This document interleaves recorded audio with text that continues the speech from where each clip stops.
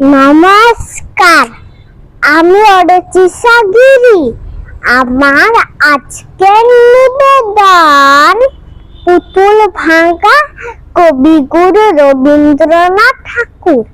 27 আমি বলেছিলাম বলে গুরু মশাই আমার উপর উঠলো রাগিয়ে চলে।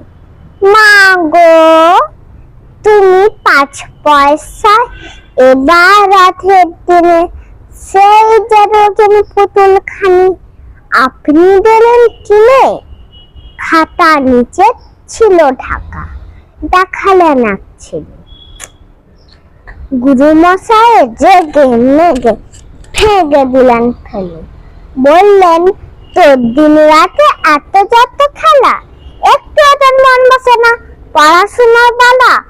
মা গো, আমি জানাই কাকি, ওর কি গুরু আছে? আমি যদি নালিশ করি এখন তার কাছে, কোন রকম হেলার পুতুল নেই কি মাউর ঘরে? সত্যি কি একটু মন নেই পুতুলের পারে? সকাল সাজে তাদের নিয়ে করতে গিয়ে খেলা, কোনো পড়াই করে নাকি কোনো রকম হেলা।